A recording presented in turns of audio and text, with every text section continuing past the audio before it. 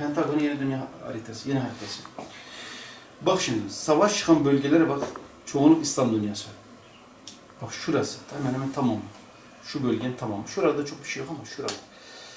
Az önce Amerika'nın İslam dünyası attığı bombaları hesabına çıkardım. Kendileri yayınlamışlar. Ben şimdi size rakamları da vereyim. Emin ol, dünya atılan bütün bombaların %80'ini oluşturuyor. Suriye attığı bomba 12.192.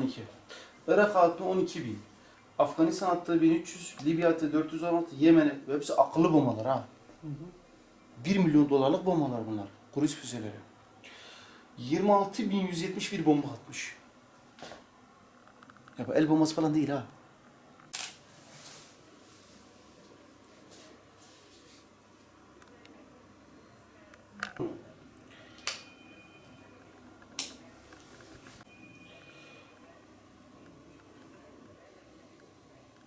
NATO kapsamında ama özellikle Amerika'nın kullanımına yaklaşık 60 yıldır, hatta 64 yıldır tahsis edilen İncirlik üssü bugüne kadar Türkiye için daima sorunlara sebep olmuştur.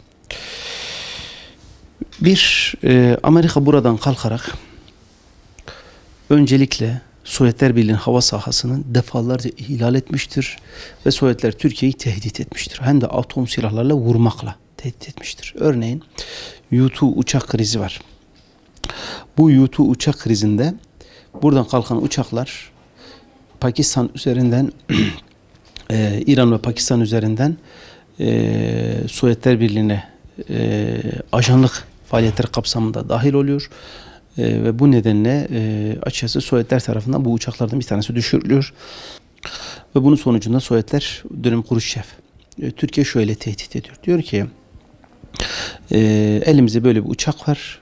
Bu uçağın kalktığı pisti de biliyoruz. Biz bu pisti gerekirse atom silahıyla vuracağız. Ve sonuçta Sovyetler 68 Paris görüşmeleri sırasında çok ağır bir şekilde Türkiye'yi tehdit ediyorlar. Şimdi Türkiye'nin ne bu pistte kontrolü vardı, ne Amerika'nın şu anda pistte atom silahları Türkiye ne kadar olduğunu bilmiyor. Bak şu anda üstte atom silahlar var ve bu silahlar Türkiye'nin kontrolünde değil. Anlatabiliyor muyum? Dolayısıyla iki türlü tehdit var Türkiye için. Bir, kontrolsüz ve izinsiz kullanması.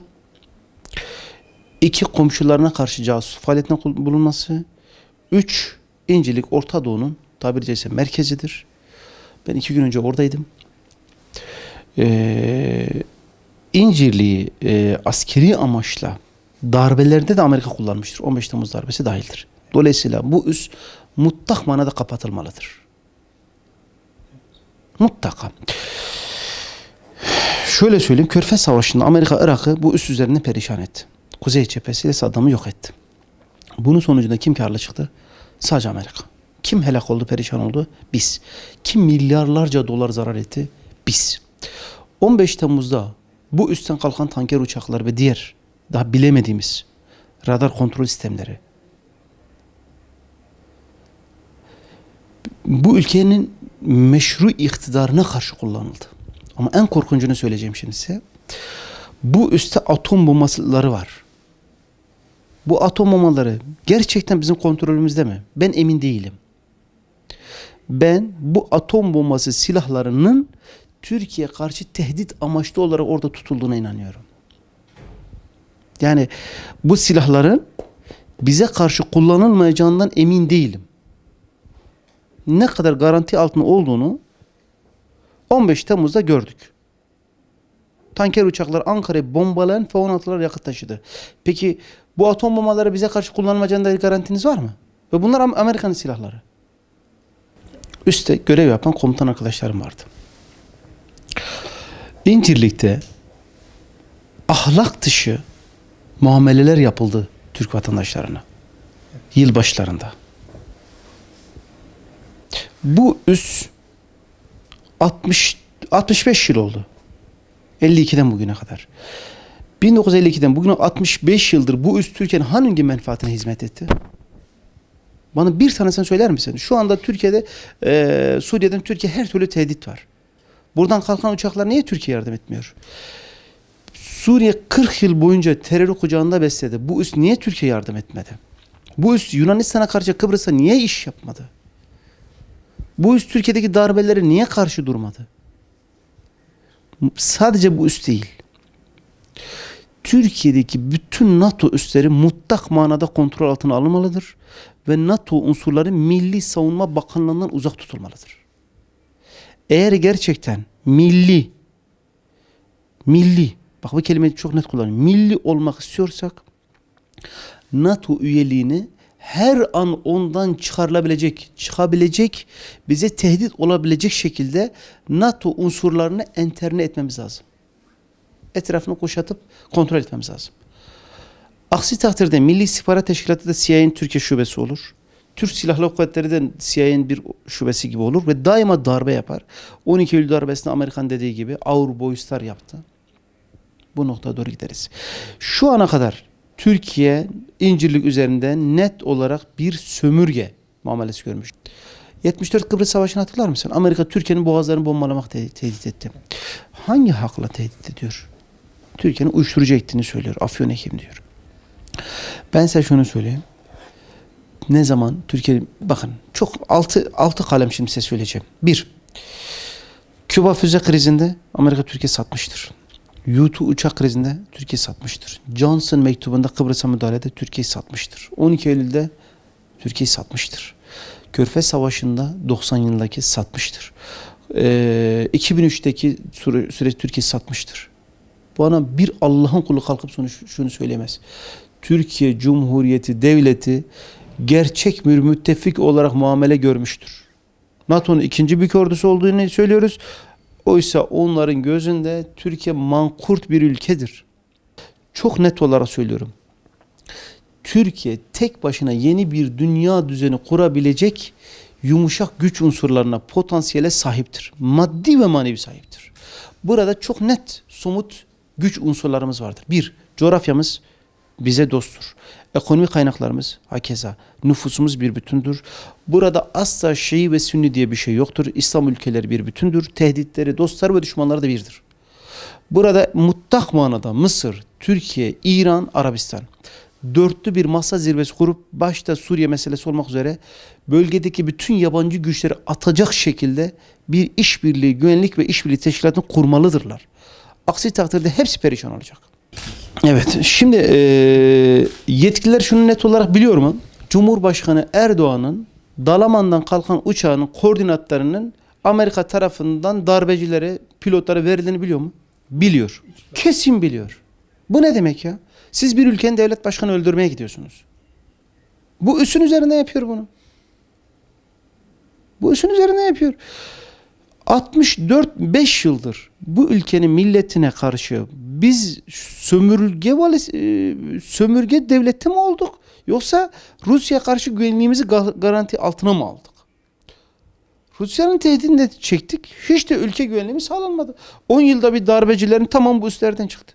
Darbecilerin hepsi bu üslerden yaralandı. 27 Mayıs, 12 Mart, 12 Eylül, 28 Şubat ve bugün. Bütün darbeciler. Bir, bu nedenle bu üst unsurlarına karşı mutlak manada devletin çok kuvvetli tedbirler alması lazım. İki, meşru iktidar, yasal iktidar, yani AK Parti, Pensilvanya'yı vermeyen, FETÖ terör örgütü başını vermeyen, PYD yerden havaya silah sistemi veren, DAEŞ'e destek veren, Amerika Birleşik Devletleri'ne karşı one minute demek zorundadır. Sebep şu. Bir defa şu korku, eziklik, hasta adam psikolojisini üzerimizden atalım. Atmamız lazım. Aksi takdirde bizi yıkarlar. Bak net söylüyorum. Bizi yıkarlar. Yani bir defa bu üsler Türkiye'nin iç ve dış güvenliğine tehdittir.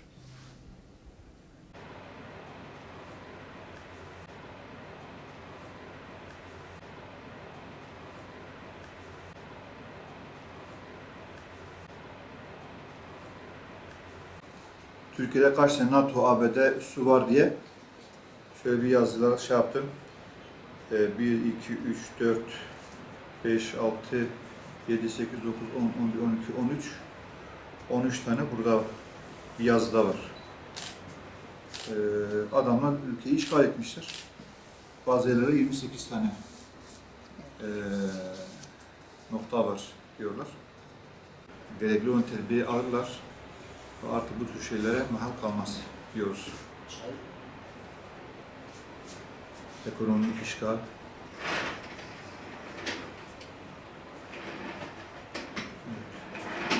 üslerin işgali.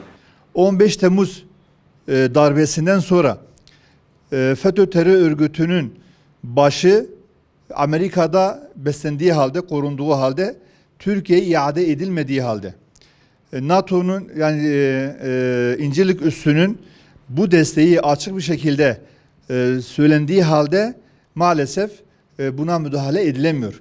Bu da şunu gösteriyor ki mevcut AK Parti iktidarının iktidarsız olduğunu,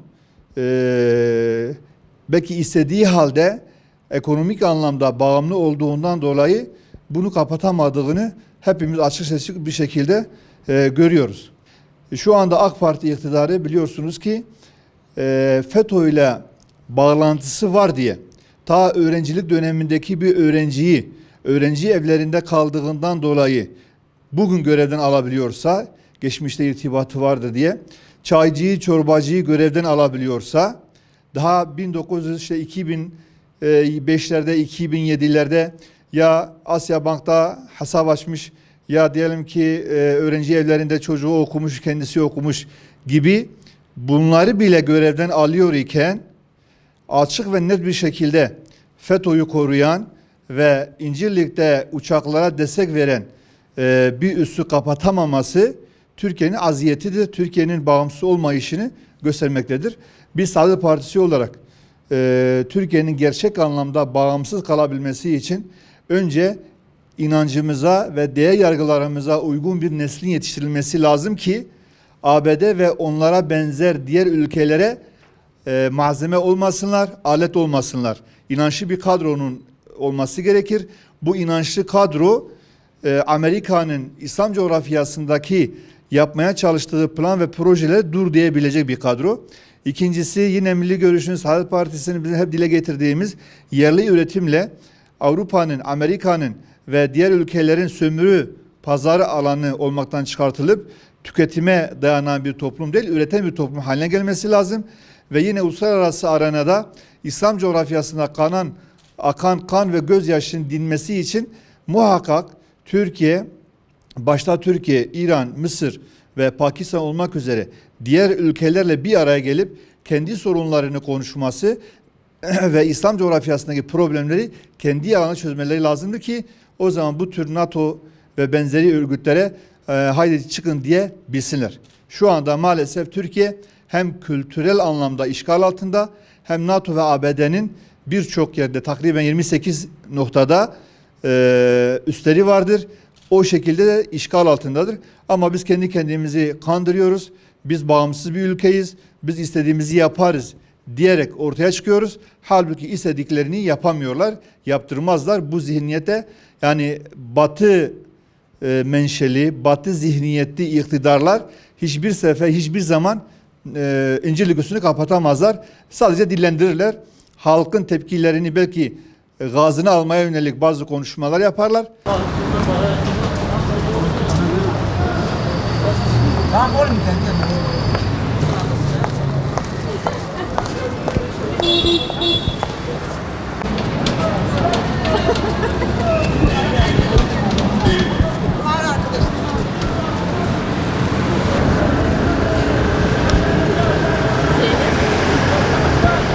Elin Amerikası ne işi var Türkiye'de?